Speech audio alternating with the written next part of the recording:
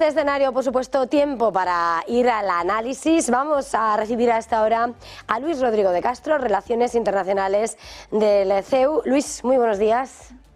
Muy buenos días a todos.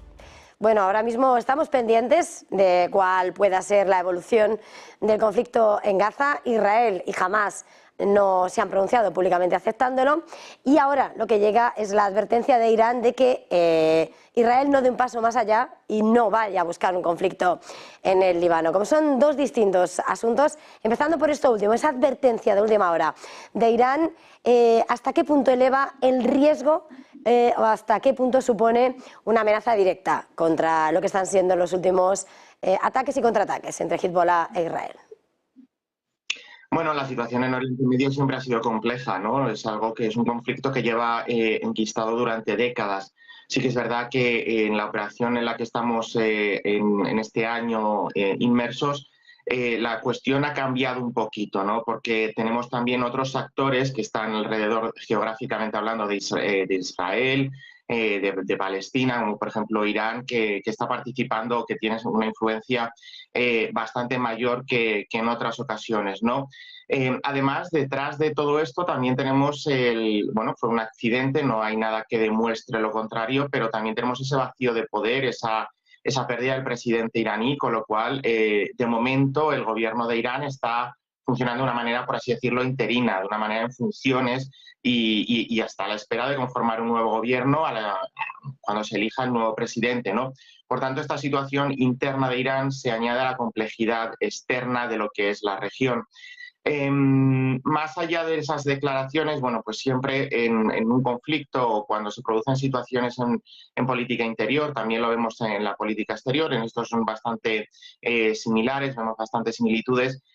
Hay actores que lanzan globos sonda, que realizan una serie de advertencias, de comunicados, de manifestaciones, señalando su posición, alertando, como es este caso, de cuidado con cruzar ciertas líneas rojas, pero yo creo que lo debemos de ver y yo creo que se insertaría más en una óptica de señalar que ese actor sigue ahí, que ese actor, a pesar de las dificultades que está afrontando, sigue en plenitud de funciones en política exterior a la hora de interceder por el pueblo palestino y a la hora de poder tener una implicación más directa en la situación. A Netanyahu también se le están complicando las cosas un poco de manera interna. Tenemos el caso de Benny Gantz, que bueno, pues está saliendo del gobierno de unidad nacional que se conformó después del ataque al sur de Israel por parte de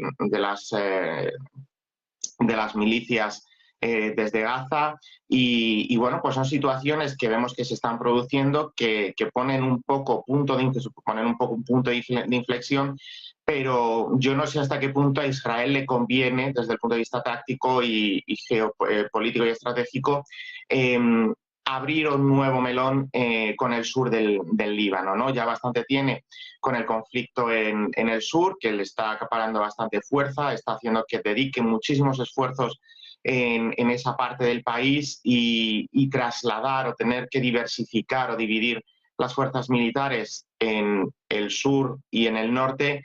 Bueno, Israel es un país que no es tan grande como España, pero es un país que tiene una geografía mucho más complicada que la nuestra o que otros países. Por tanto, eso abriría también la puerta quizá a una intervención de Irán, aunque yo no creo que la cuestión fuera un enfrentamiento abierto. Simplemente tampoco creo que Israel vaya a lanzarse a la piscina sabiendo que puede no estar tan llena como espera. Y esa es la situación que tiene Israel, la que tiene Irán, pero bueno, está condicionando en parte la política de la región. Escenario, en ese momento complejo una vez más en la historia de Oriente Medio, está la espera de Estados Unidos. Está Blinken tratando de defender ese plan, esa propuesta de Joe Biden para alcanzar o acercar esa solución al conflicto en Gaza Hamás ha enviado una respuesta, dice que es seria, eso sí, incluye las reclamaciones desde el principio, las que no se incluyen en la propuesta. Israel, que según fuentes estadounidenses, habría aceptado la propuesta, pero oficialmente no hay nada de nada. Todos lo analizan la respuesta de Hamás, pero las piezas no se mueven y Netanyahu ha dicho que tampoco va a poner fin a esas operaciones en Gaza hasta acabar, ¿no? También con su objetivo que es Hamás. ¿Hasta qué punto tiene, con todo el recorrido que lleva ese plan, visos de salir adelante? El Consejo de Seguridad de Naciones Unidas lo aprobó con la abstención de Rusia, pero ¿hasta qué punto, qué recorrido le queda a este plan? Pues sobre todo el recorrido que las partes quieran dar. Es verdad que todos los presidentes de Estados Unidos, por aquello de que es un país y el líder de Estados Unidos tiene una relevancia mundial, han intentado solucionar en parte el problema, ¿no? Porque, como decía antes, es un enfrentamiento que viene de décadas atrás y siempre hubo propuestas, algunas más serias, otras menos, algunas con mayor solidez para implementarse, otras que no lo fueron tanto. Los acuerdos de Abraham, por ejemplo, del presidente anterior, de Donald Trump, para poner un poco paz y asegurar las relaciones pacíficas de Israel, sobre todo con los países de la zona de mayoría musulmana, y Joe Biden pues tampoco iba a ser menos, ¿no? Y yo creo que, bueno, cualquier propuesta de paz, cuanto menos, es loable y al final pues es el ánimo que todos tienen, ¿no? Garantizar la paz para que pueda haber un futuro, un progreso compartido y una convivencia pacífica entre los dos pueblos.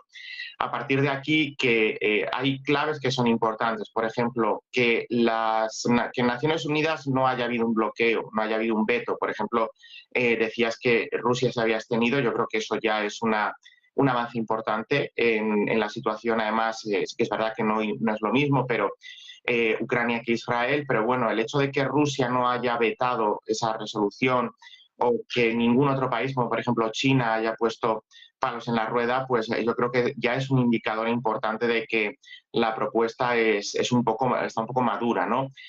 Por otro lado, el hecho de que Israel lo haya visto con buenos ojos y jamás no lo haya descartado, también es otro buen inicio, ¿no? Es otro acicate más para intentar llevar las negociaciones a buen puerto y que esto pues pueda ir adelante, ¿no? Pero esos buenos indicios, esos brotes verdes a la paz o a la propuesta del presidente Biden a través de su secretario de Estado, debe madurarse, debe formularse y debe acordarse entre las dos partes con la mediación de agentes externos, como por ejemplo Estados Unidos, pero claro, también tenemos que tener en cuenta la situación, la coyuntura interna de cada uno de los dos actores. Jamás no puede separarse mucho de la línea que está llevando a cabo porque supondría un descrédito interno y lo mismo pasa en Israel con Netanyahu. No puede parar una operación en Gaza cuando ha estado insistiendo en que es algo necesario, que es imperioso y de vital necesidad para asegurar no ya el futuro, sino el presente del Estado de Israel. Por tanto, habrá que encontrar ese mecanismo, no es fácil, pero seguro que hay una posibilidad y hay una manera de hacerlo, de cesar las hostilidades, de por lo menos darle al pause, sino desactivar y ponerle punto final a todo esto. Pero seguro que hay una manera de que las negociaciones puedan echar a andar y si hay voluntad política, que muchas veces no es tanto la imposibilidad de llevar a cabo las acciones o los planteamientos, sino la voluntad política que los agentes implicados puedan tener, hablo en cualquier caso, interior, exterior, nacional, europeo, internacional. Ahí es donde va a estar la clave, la voluntad política, insisto, de tanto el lado palestino con Hamás, porque bueno, es mejor o es más adecuado hablar de Hamás, porque Palestina también es Cisjordania y ahí gobierna la Autoridad Nacional Palestina de Mahmoud Abbas, entre Hamás e Israel y en concreto Netanyahu, porque tampoco hay que olvidar que hablamos o solemos generalizar hablando de Israel, pero dentro de Israel tampoco hay una posición unánime. ¿De acuerdo? No todos los israelíes tienen una visión que coincide plenamente con la del primer ministro Netanyahu. Por tanto, eso también hay que clarificarlo para evitar ciertos malentendidos pero ahí es donde está la clave, insisto nuevamente, en la voluntad política y en la voluntad que los dos agentes, las dos partes del conflicto, no tanto el Estado de Israel, sino el gobierno de Israel y Hamás tengan para que esto pueda llevarse adelante y pueda empezar a implantarse por el bien de todos sus ciudadanos. Mirando a otro de los grandes asuntos que desatan la atención, sin lugar a dudas está el conflicto en Ucrania. Anoche nuevos sirenas antiaéreas en Kiev, nuevos ataques y con un Zelensky que sigue aquí en suelo de Europa Central, en esa conferencia de reconstrucción, donde hay más promesas de avanzar en las negociaciones de adhesión, emprenderlas a finales de mes, más compromiso de apoyo, sus tropas instruyéndose en Alemania, pero la conferencia de paz está a unos días, Rusia sigue sin invitarse y no hay visos de que, más allá del apoyo, se consiga avanzar hacia una solución del conflicto. ¿En qué momento se encuentra? Pues yo sobre este concepto de paz, bueno, normalmente digo que cualquier intento de paz es algo loable, ¿no? Y más teniendo en cuenta de que se está hablando de la reconstrucción del país. La reconstrucción del país que con esas aspiraciones europeas y a la plena integración de Ucrania en la Unión Europea es necesaria porque pasará a formar parte de un mercado común que necesita tener la capacidad de absorber a Ucrania, que más o menos la tiene, pero por el otro lado también Ucrania tiene que ser capaz de absorber esas nuevas dinámicas y esas nuevas sinergias que se van a generar en todo, en lo político, en lo económico, en lo social también.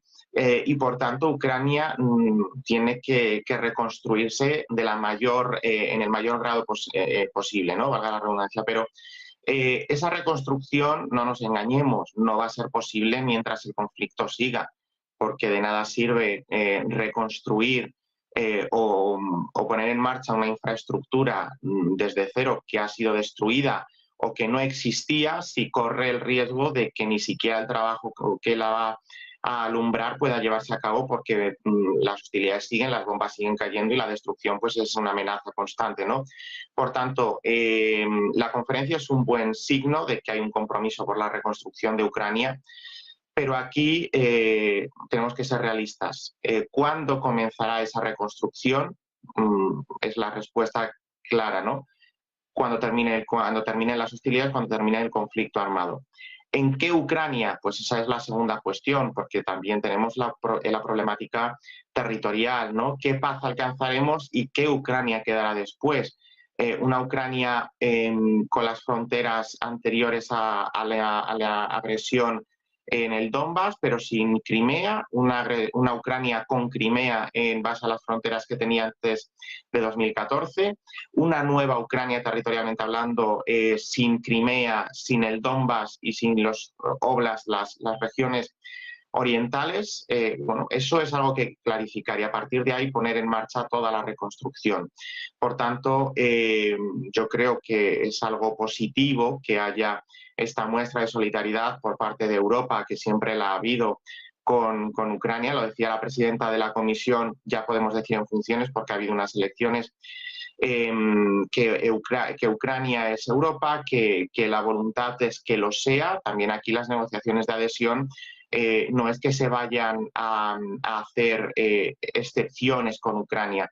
Las negociaciones de adhesión van a ser las mismas o las condiciones, los capítulos que se van a negociar son los mismos que se aplican a cualquier país que ha entrado hasta la fecha, incluido España. El primero, cumplir los criterios de Copenhague.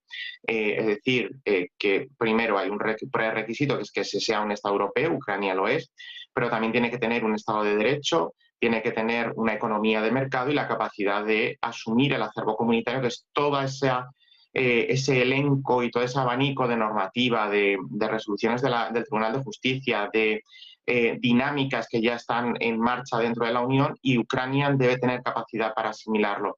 Y aquí hay una cuestión importante, y es que Zelensky tiene un mandato prorrogado, con lo cual las elecciones en Ucrania no se han celebrado y eso también es algo que debe abordarse, pero los 35 capítulos que van a estar sobre la mesa, luego suelen ser menos, suelen ser 33, porque hay dos que son como cajón desastre, pero esos más de 30 capítulos que se abran para negociar con Ucrania van a ser los mismos que se abrieron en el caso de España, por ejemplo, hace más de 40 años, en el caso de Croacia, que fue el último país que se adhirió en el 2013, o los que están abiertos con el resto de estados que siguen esperando a entrar en la Unión y que son sobre todo los países balcánicos, ¿no? Otra cosa es que se puedan hacer de manera más ágil, pues solapándose, ¿no? Como en cada uno de estos capítulos se dialogan y se tratan temas diferentes, pues se pueden realizar de manera simultánea y todo esto agiliza el proceso. Pero eso también yo creo que hay que ponerlo sobre la mesa y tenerlo claro, que el proceso no se va a hacer un proceso de adhesión ad hoc para Ucrania,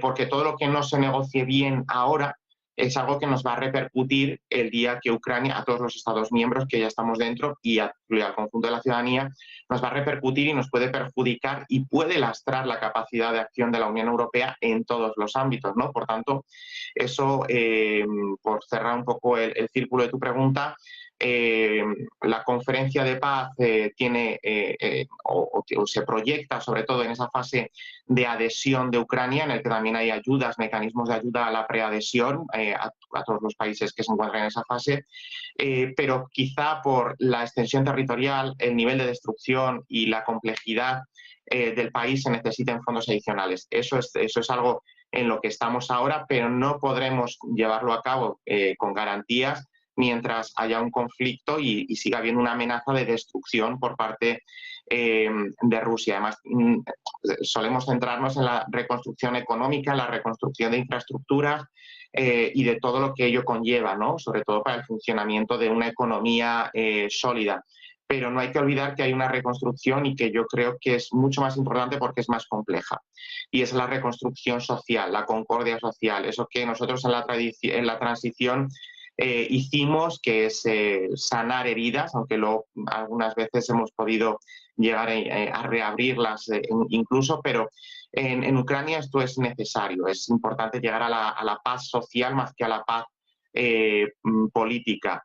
Hay comunidades que no se reconocen ya como ciudadanos de un mismo Estado. En el Donbass son más prorrusos, por ejemplo en Leópolis tienen una visión más asimilable a lo que podría ser Eslovaquia. Bueno, todo eso hay que construirlo, hay que reconstruirlo, mejor dicho, y hay que apostar por ello para que las nuevas generaciones no crezcan y no fructifiquen en el rencor y sí lo hagan en la reconciliación. Y lo último, bueno, pues esa adhesión que no podrá realizarse nunca antes de la paz en Ucrania y la reconstrucción de Ucrania, ¿no? Por muy express que se quiera que sea. Pues muchísimas gracias, Luis Rodrigo de Castro. Ha sido un placer. Del CEO, feliz jornada, feliz negocio. Muchas gracias. Adiós.